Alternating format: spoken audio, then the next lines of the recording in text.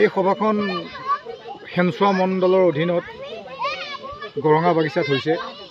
আগন্তুক পঞ্চায়ত নিৰ্বাচন, একচুৱেলি পঞ্চায়ত নিৰ্বাচন এইখন চৰকাৰে কৰিবনে নকৰে আমি সন্দেহ আছে, কাৰণ তেওঁলোকে বিভিন্ন আঁচনিৰ ধন ভোটাৰসকলক সৰ্বসাধাৰণক দিব পৰা নাই, যাৰ কাৰণে তেওঁলোক এতিয়া নিৰ্বাচন পাতিবলৈ ভয় কৰি আছে। যদি এই মুহূৰ্তত যদি চৰকাৰে পঞ্চায়ত নিৰ্বাচন পাতে, হয়তো তেওঁলোকে একেবাৰে হাৰিব আৰু আমাৰ কংগ্ৰেছ দল গোটেই অসম জুৰি জিকিব। সেই ভয়তে তেওঁলোকে এতিয়ালৈকে নিৰ্বাচন পাতিব বিচৰা নাই। যদি নিৰ্বাচন পাতে, আমি এই নিৰ্বাচনক লৈ এই নিৰ্বাচনী সভা অনুষ্ঠিত কৰিছোঁ আৰু আমাৰ ৰাইজ, গৰঙাবাসী ৰাইজ আমাৰ সম্পূৰ্ণ সমৰ্থনত আছে, আমাৰ কংগ্ৰেছ দলৰ সমৰ্থনত আছে। বহুসকল মানুহ আহি ইয়াত সমবেত হৈছে, যিসকলে আমাক আগন্তুক নিৰ্বাচনত তেওঁলোকৰ বহুমূলীয়া ভোট দি জয়যুক্ত কৰাম বুলি আমাক কথা দিছে। হয়, আৰু লগতে বহুসকল ভোটাৰ, সাধাৰণ ভোটাৰ বৰ্তমান আগন্তুক পঞ্চায়ত নিৰ্বাচনৰ কাৰণে যিটো প্ৰতীক চিহ্ন, পঞ্চায়তৰ ৱাৰ্ডৰ যিটো প্ৰতীক চিহ্ন দিব, সেই প্ৰতীক চিহ্নটো লৈও বিভ্ৰান্তিত আছে। এই ক্ষেত্ৰত কি ক'ব? হয়, এইটো এটা বৰ ডাঙৰ কনস্পিৰেঞ্চি। এইটোৱে চৰকাৰে এইটো কিয় এনে কৰিছে ক'ব নোৱাৰোঁ।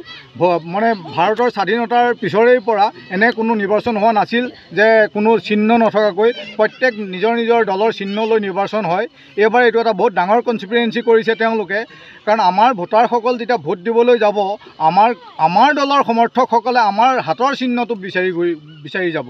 তেওঁলোকে সেই সময়ত যেতিয়া আমাৰ ভোটৰ চিহ্ন, আমাৰ হাতৰ চিহ্নটো নাপাব, তেতিয়া তেওঁলোক এটা সমস্যাৰ সন্মুখীন হ'ব যে তেওঁলোকে ভোটটো ক'ত দিব।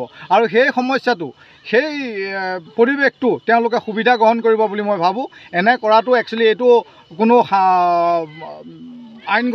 আইনগত নহয় বুলি ভাবোঁ। ভাৰতীয় সংবিধানে এইটো কেনেকৈ ধৰণে তেওঁলোকক প্ৰতিষ্ঠা কৰিছে মই বুজি নাপাওঁ, কিন্তু এনে হোৱাটো অনুচিত বুলি মই ভাবোঁ। হয়, আৰু লগতে বৰ্তমান চৰকাৰৰ যিখিনি জনবিৰোধী নীতি, এই নীতিখিনি আপোনালোকে এই পঞ্চায়ত নিৰ্বাচনত কেনেদৰে ৰাইজৰ মাজলৈ লৈ যাব, কেনেকুৱা ধৰণৰ পৰিকল্পনা লৈ যাব?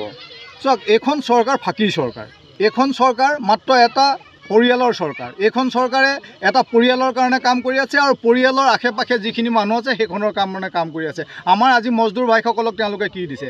আজিৰ পৰা কিমান বছৰ আগতে তেওঁলোকে কৈছিলে যে তেওঁলোকে 100 টকা মজুৰি বঢ়াই দিব। আজি পৰ্যন্ত মজুৰি বঢ়াই দিয়া নাই। বস্তুৰ দাম দিনে দিনে বাঢ়ি গৈ আছে।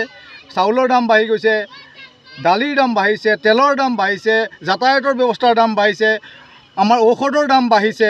তেওঁলোকে সেইবিলাকৰ ওপৰত গুৰুত্ব দি আমাৰ ভাই ভনীসকলক জুমুৰ নচাই পেলাই আমাক ঠগিব বিচাৰি আছে। জুমুৰ নচালে আমাৰ ল'ৰা ছোৱালীৰ কি হ'ব? তেওঁলোকক তাতকৈ পঢ়াৰ খৰচ দিয়ক, তেওঁলোকক চিকিৎসাৰ কাৰণে খৰচ দিয়ক, তেওঁলোকক উচ্চ শিক্ষাৰ বাবে তেওঁলোকক খৰচ পাতি দিয়ক। তেতিয়া আমি বুজিম যে চৰকাৰে আমাৰ সমৰ্থনত কাম কৰিছে।